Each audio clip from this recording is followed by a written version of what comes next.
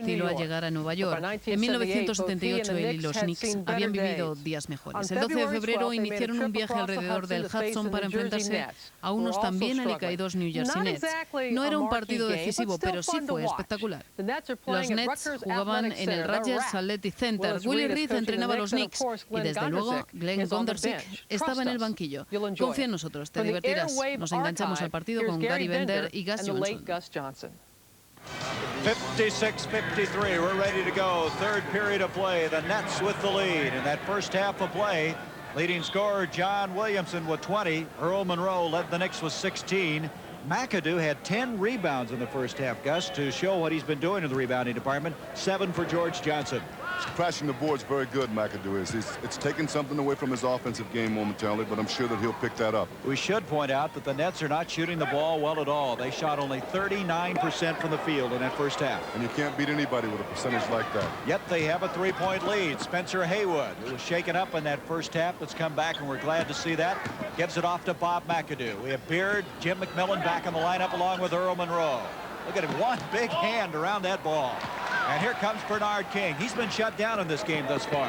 He hasn't done very much at all, but I'm sure that he's going to pick his tempo up, too. Boy, look at that pass by Porter, would you? There's King. He has 12 points. He shoots it so quick. He's got a tremendous release, and he arcs the ball very well. It's hard to block his shot, too. You know, when you're only shooting 39%, you're winning the game with hustle, evidently. That's all it is. They're playing the good defense. They're only giving the Knicks one shot at the hoop. Spencer Haywood backing in on George Johnson. What a move. Left-handed, no less. Excellent move by Spencer. Fake one way, came back baseline, and slam dunk left hand. He's got 10 points, 58-55. And Spencer Haywood's got a few moves left, doesn't he? He's looking over here blinking at me. He better pick up his man. Now it comes to Kevin Porter. Porter's got so many moves, sometimes I don't think he knows what he's going to do. He's got 10 assists already. He's averaging 10 a game. He might get 17 or 20 tonight. And Bredikoff now with 4 points. That score is not right. It's 60-55. Here is McAdoo. And McAdoo's been fouled by Van Bredikoff. He's been picking up a lot of fouls in this game. He's already picked up number 3, and McAdoo going to the line. Well, he knows where to go. Let's check that. It's Bernard King that picked up the foul.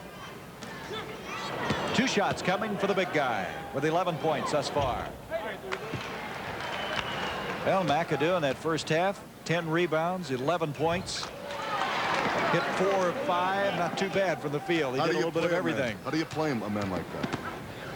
60-57, 3-point lead for the New Jersey Nets. Off it comes to Williamson. Jim McMillan, who started the ball game, he'll be leaving after a while for Lonnie Shelton as they share that spot. Here's Earl getting it out to Butch Beard. Back to Monroe. Spencer Haywood. There's just something about it. Gary, you can feel it, an athlete on the floor. When he knows it's going good for him, he doesn't mind taking that shot because he says, I've got it going. Look at this score, would you? Seattle 1 point behind the Sixers at halftime. Well, Lenny Wilkins has got that crew going. They're for real. And look at George Johnson put one away. Beautiful pass. King penetrates with the ball, pulls all the big men off, lays it back to George Johnson, who crashes for the slam dunk. You know, the Nets have only won 11 games, but this is a much better club than that club of a year ago. Well, the record indicates that they're bad, but they're not that bad. They're going to be a fine ball club once they start. McAdoo a little too tough with that shot. Off it comes to Porter. How about that? He knows how to take you to the hoop. He knows how to penetrate. He knows what he can do. McAdoo has been fouled by Johnson. He did the best. Let's go back to that previous basket by Kevin Porter. Comes down. He fakes like he's going to give it to Bernard King, pulls him off, and goes all the way. 9:17 to go. Third quarter, 64-59. New Jersey with the lead. And this crowd has seen a really outstanding basketball game.